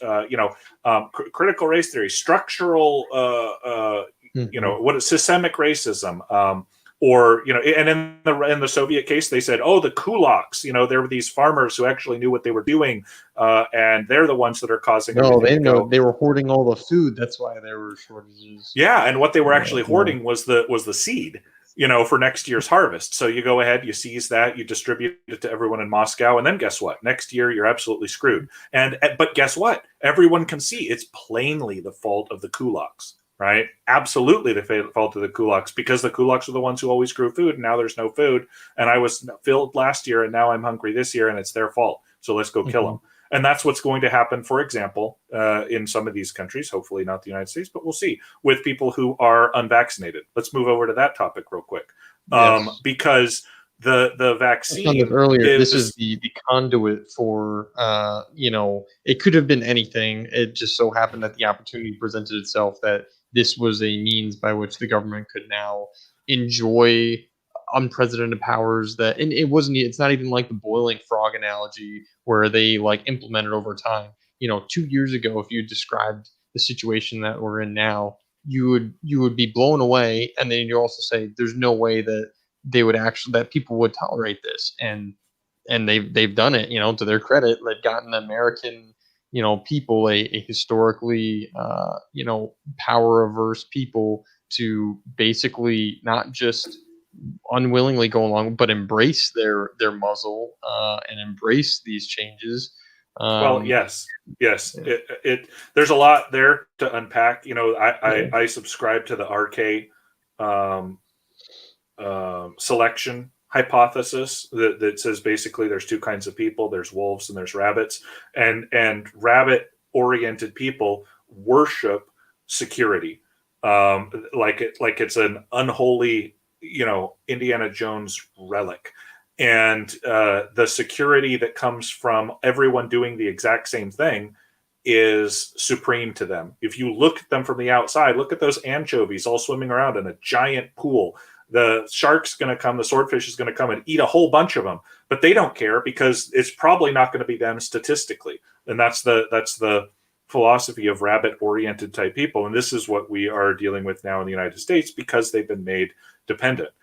And they've been primed as well through propaganda and other means to follow the propaganda. They're programmed to do what they're going to say. So when people start dropping dead from antibody-dependent enhanced infections, or from autoimmune disorders, or from myocarditis, or all of these other things that the vaccine has been proven to do to people, the untested vaccine, I will say, because it's not tested, and I don't give a damn what a bunch of fake propagandists say. You haven't tested a vaccine until it's been tested for years and years. They will then say, well, the COVID is spreading because these people are unvaccinated, and we've all seen the memes where it's like, well, if you're vaccinated and the vaccine works, then how is my not being vaccinated affecting you at all? And that simple first grade logic doesn't even impede the thought process of the most brilliant philosopher or professor in a philosophy department, because he's a liberal. It's like they literally cannot think their way through this, but that doesn't mean that they won't turn into ravenous zombies going after you for your unvaxxed status. The only benefit that I think that we can take from this, and probably I'm going a little too far here, is, but I think that a lot of these people who continue to subject themselves to genocidal uh, medical experimentation will start dropping dead before they become too large of a security issue for the people who remain pure blooded. And that's really all I'm going to say about that for this moment. And I'll let you take it over, Templar, because I got on a tear. Going back to the whole vaccine mandate thing. Sorry, I kind of went down the rabbit hole. You were talking about the vaccine mandate as the conduit for the government exercising the power that they're enjoying so much and will never give up. I forget who it was. I think it was maybe Milton Friedman, who said there's nothing more permanent than a temporary government program. So don't expect any of these things to go away anytime soon because the government is on a crack high with the emergency quote unquote powers that they have given themselves so benevolently as a result of this deadly pandemic that we're in. Mm-hmm. Yeah, you know, but so it's a struggle for survival, and we are fighting on a very rickety platform because our culture has been taken out from underneath us. So we have both the But crisis and we're being deprived of the thing that usually gets a people through the crisis. yes, but here's the silver lining: the people who are attacking The white us pill, perhaps? have well, we'll get there. The Okay. people who are attacking us are also fighting on the same rickety foundation. You know, they've done the Wile E. Coyote thing where they've chopped, down the very tree that they're standing on for support. And this is why I say that they'll be washed out as well. But it doesn't make it any more drastic or tragic for us. I want to talk here real quick. Oh, first I want to say I think Criterion just subscribed to me, so I really appreciate that. By the way, do like this video, do share this video, do subscribe to my channel if you'd like to do this. Every Saturday we'll be here, me and Templar, if God willing we are able to. Fubear says the Unabomber conundrum. Yes, the Unabomber was a very smart guy. You are intelligent enough to see the results of current actions. Do you do what is reasonable in that realization? And this is a question that comes up a lot. Mm-hmm. My response, as I myself, Commander Culture, sit in a hardened structure on a remote island, protected by distance from all of the slings and arrows of the globalist American empire that can throw at me, and as well as tuxedoed British secret agents. And that's my response, is to withdraw from that which is toxic and poisonous. It's not exactly the most pro-social thing, but what I believe is reasonable is not being where tyranny is. So that's what I have to say about that. Mm-hmm. And I guess my approach is pretty similar. You don't want to throw your life away necessarily, so you're not going to affect the kind of change that you want to see being. Who are the guys who did the Kansas City bombing? I That don't was know their Timothy name. McVeigh and Terry Nichols. Yeah, Tim McVeigh, classic. He's always Mhm. why his name rings out way more clearly than the other guy. Either way, those guys, you could almost argue that they set their agenda back because most people saw that and went, "Wow, these guys are terrorists," and then sided with the government and said, "Please, government, give yourself more power so you can stop something like this from ever happening again." And so, yeah, you really can't. Accelerate in a very deliberate manner. You can't accelerate the kind of change that you want to see. You almost have to just try to insulate yourself from the negative consequences that will come out of these people and their stupid decisions, and then be ready, strengthen yourself to endure the weathering, and then be able to pick up the pieces and rebuild on the other side if you're fortunate enough to make it. But yeah, you don't want to subject yourself to the meat grinder and any reasonable historical figure or military commander, because we're, as Commander Culture has pointed out, we are at war, and it's a war over the culture. You never want to, attack the enemy where they're strongest. You want to attack them where they're weakest and flow around the strong points like water, as Sun Tzu would suggest. Um, and retreat if needed. If they make a strong surge, you don't want to just brace yourself and take the punch square on the chin. You're going to take a step back and position yourself for an advantageous engagement. And this is an analogy for whether it's just mimetic conflict of my flyers are going to I'm going to tear down my enemy's flyers and I'm going to put up my flyers, all the way out to a guerrilla warfare with the Fabian strategy, either in the past, whether it's Washington fighting the British and the American Revolution, or in the future, some guy who in Afghanistan. We'll use that example, but it's really any guy who's in a remote area, out of the influence of whatever state entity they might be residing in. That person will potentially fare well in that kind of environment. The ability of states to project power into remote areas is limited, and they are tied to their logistic support. And so that this kind of goes back to the original point of, hey, you can't take on any one overarching entity as a single person right now. What you can do right now is you can build a community, you can build up your own well-being and insulate yourself from the storm that's coming, and then prepare to weather the storm, and then prepare to pick up the pieces afterwards. Mhm. But yeah, and Yeah. this is all the result of the eroding culture. I will second that. I'll add on to that too. I like your analogy about weathering the storm, because at its root, everything that we encounter is naturalistic. It's a naturalistic system. So whether you're looking at communist tyranny burgeoning in your neighborhood, or whether you're looking at a tornado, right? The thing is the same. In the first place, you don't want to be where tornadoes are, right? or And or if or a hurricane or whatever. If you're in New or a Orleans, hurricane, don't rebuild your house below the water table and then be real hurt and confused when your basement's flooded again. right, right. So you look at what you can weather the best, and then you exist in that particular location, right? So, for example, tornadoes scare me a lot more than earthquakes do. I grew up in California. We had no tornadoes. We had lots of earthquakes. I was very happy with that, right?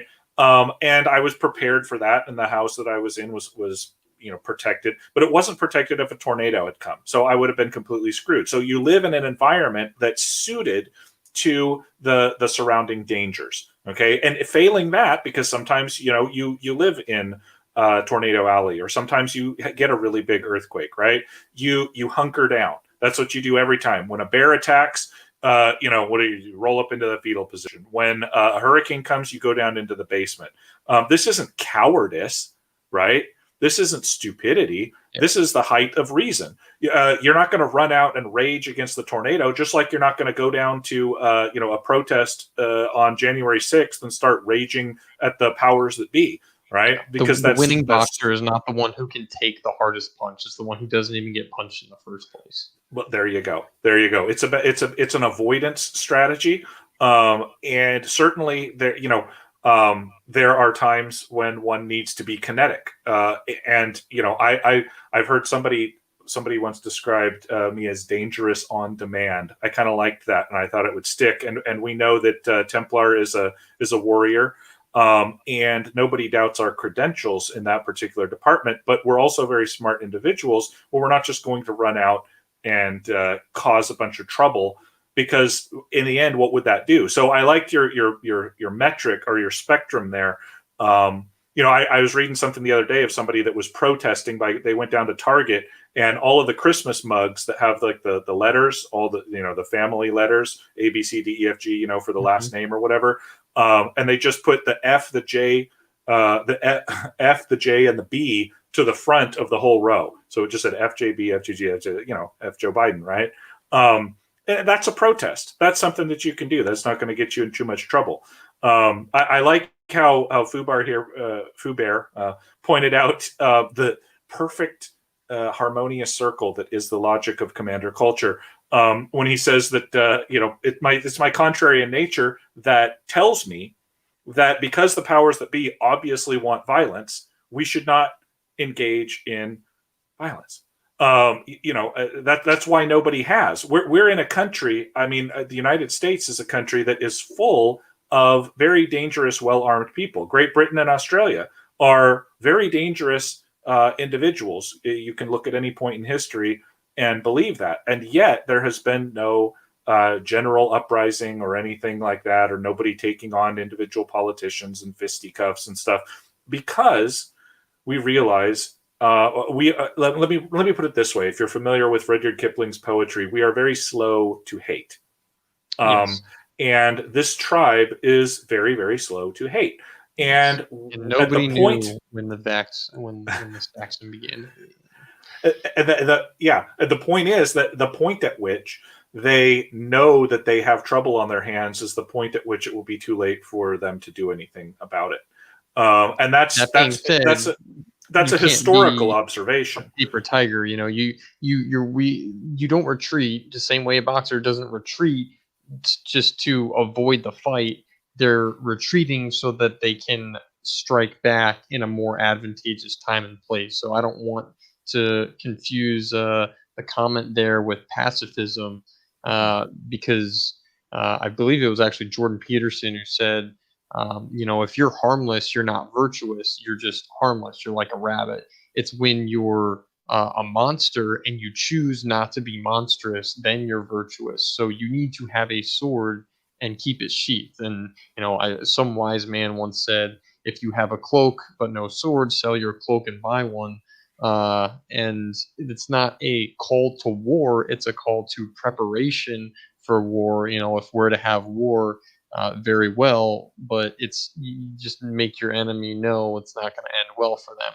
But the way you do that is a peace through strength, and you only need one belligerent to want war in order for you to have a war on your hands. It doesn't matter how peaceful you are. There's people with malicious intent who are out to get you, essentially, and that's been made clear both in American history and just in human history. So if you think that you're going to enjoy a life of peace and tranquility, I'll leave you with one more quote, and that is, it's better to be a warrior in a garden than a gardener in a war. So if it would behoove everyone to have a plan and become lethal, not with the intent of using it, but with the intent of having it in case you need it. And I know that's very generic and not super actionable. And we can get into that if you like, because I am a big fan of firearms, but that's kind of more the fundamental ideology there. And that goes into the topic here that Minnow brings up. That people are tribing up, right? And that's what we're doing here. And, one of the things that I like about Templar is that he knows a lot more about firearms than I do. And I'm not a spring chicken, but I said, oh, this is a guy who can teach me something that I don't know. And he said, well, hey, I don't know everything. There's a bunch that we could learn together. And I'm like, awesome. And so now we have a community, and we're extending our community, the Commander Culture Village, to everyone that's listening. This is why when I say like, share, and subscribe, I'm not just doing that because I want views. I don't care about views. I am very content in my own thoughts. But the more people that we can get to join us, the more like-minded people, the more successful and the more anti-fragile we are going to be in this coming tornado. It's not joining us as in you show up for a formation and you're part of our accountability and now you're part of like the platoon or whatever. It's joining us in the sense that we're like-minded individuals. We share a common goal. We don't ever need to even meet each other to be taking steps to really advance our position against an enemy, right? Without us even having ever interacted. And I think probably a lot of the people that are listening had the same sort of reactions. I'm not judging you if you've already taken the vaccine, but I will beg as a friend to not take another one. Don't get the vaccine. don't get it. I mean, it is not good. It is not safe. Don't But ever get it. it's like Go live in the woods before you get the vaccine. if it wasn't for the community that we have, whether you follow, I don't know, various people, Joe Rogan or Vox Day or Jordan Peterson or, people, whoever it is that you listen to, if there's somebody saying, hey, take a step back from this whole tyranny thing. Hey, maybe those vaccines aren't the best idea. Hey, I'm not taking them. How about you? You're not isolated. You're not atomized. That's what these destroyers want to do. They don't just want to break down the bonds of culture. They want to break down the bonds between individual human beings, between the fraternity of men, between the bonds of friendship that make up like-minded people. And we have each other to make ourselves strong. I'm a pretty strong individual, but I can tell you that I stand to lose a substantial amount of, I stand to lose a substantial amount for not getting vaccinated. Yeah. And I know that the Templar does, and I know that probably a lot of you guys do out there. But guess what? We are all in this together, and we'll all come out on the other side because we always do. That's what resilient men of the West do. They come out on the other side. Now, Fubar brings up this comment here about not sure the implications of the hatred for science. I'm not sure that all of the doctors and all of the medical professionals and practitioners that are pushing this, and scientists that are pushing this very, very unscientific, ludicrous, Lysenkoist. Look up Lysenkoism and you'll see what I'm talking about. This Lysenkoist sort of religion around the vaccinations, their credibility will not be intact. And they'll be lucky if they're not hunted down in the streets when little kids who are not susceptible really whatsoever to the deadly effects of COVID start dropping dead from the very deadly effects of the so-called vaccine. So yeah. But we're all sort of in this together. You got to just keep tuning in on Saturdays, and we'll keep interacting because I'm not particularly social guy, but I like to socialize, and that's what we're all doing here. Everyone in the chat is giving their 10 cents.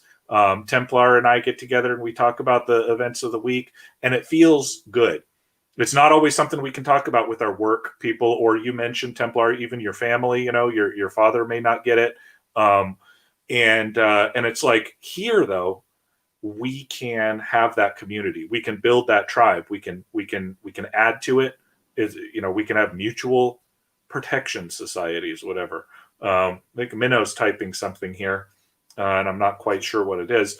But while we're waiting on that, Templar, because I think we do want to wrap this up at the top of the hour, at the 2 hour We mark. start wrapping up soon. I think that's a good kind of closing point because we've identified, America's in decline, our culture is being eroded, and that never ends well, especially for the ones on the receiving end of that erosion.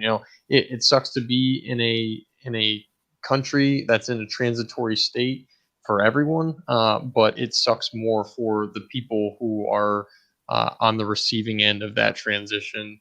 So this, and then it goes back to what are the ways that they're doing this, who's doing it, why, and then briefly just now touching on some of the ways that we can insulate ourselves from that. And that might be a topic of another discussion.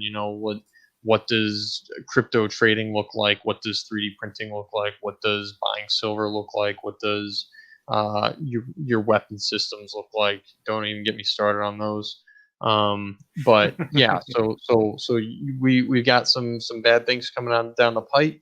There's still time to act with this knowledge now, and we're gonna have each other to discuss the best course of action. And I would not do anything in haste between now and then either. This thing that's happening to us, it doesn't need encouragement in order to fail. It is failing by design. That is a feature, not a bug. So you don't need to do anything rash in order to accelerate this process. what you should be doing is putting your time and resources into what happens when this inevitable collapse happens, and what that maybe that doesn't look like, the power shuts off immediately and then everything is just hell in a handbasket. Collapse might take 10 years, and then once that 10 years is up, it would be as if somebody shut off the electricity, functionally indistinguishable. Like a South So Africa scenario. Yeah. yeah, or Detroit today, looks like an atomic bomb went off. Yeah, I would just talk to like-minded individuals, and then plan, think, read, and then build. Once you have your knowledge base, you'll have an accurate compass by which you can begin to act. Um, and that would be my piece in the context of this discussion.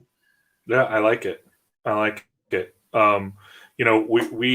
We're in the process of forming communities.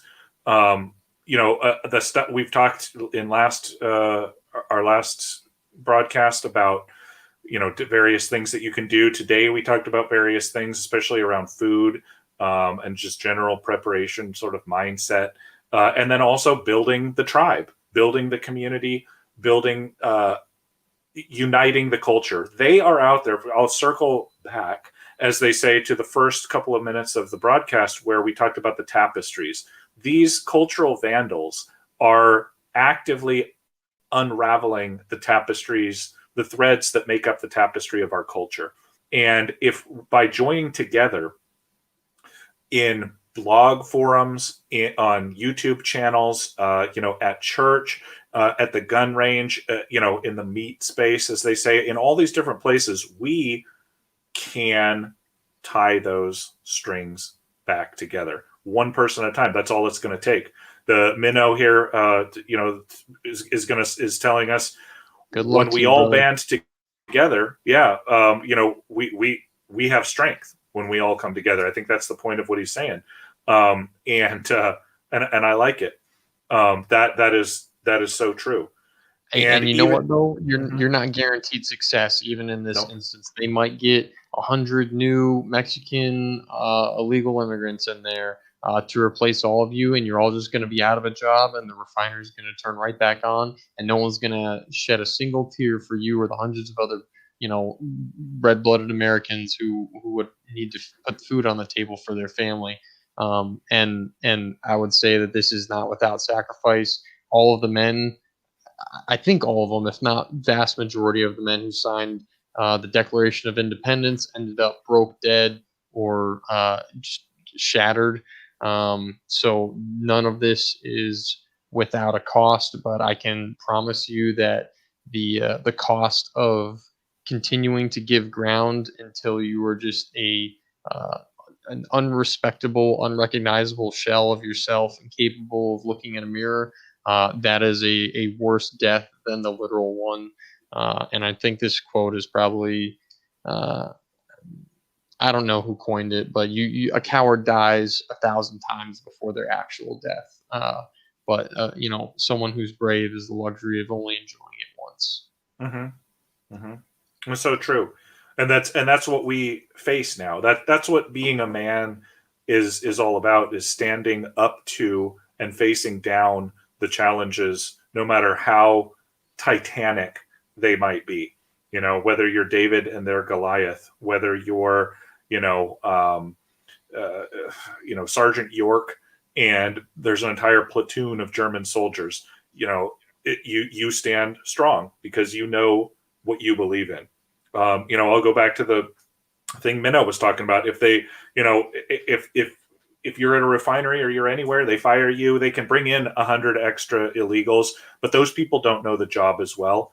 And look at the bright side. You still got oil or whatever chemicals you were making flowing somehow through the pipeline. And now you and all the other people are out there with your skills, with your talents, ready to give it to somebody who actually treats you with Mm-hmm. respect. You can go where you are going to be treated better.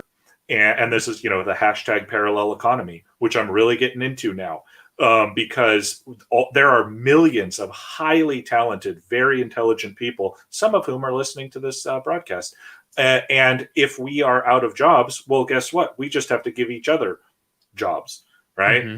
Doing other things. Stuff needs to get done, and boom, we're right back in the thing. And guess who we don't let into our parallel economy? Communists, SJWs, shills, psychos, losers, deranged, degenerate fools. Um, I see that we have reached the 2 hour limit. I want to thank all of you for joining. I want to invite you back next Saturday. And if you have not done so, please like the channel, please subscribe to the channel, and please share it with people that you know so that we can grow this this endeavor that we're doing. For Templar, this is Commander Culture signing off. Remember, God bless. Yep. tomorrow Have a good belongs week. to you. To the stars.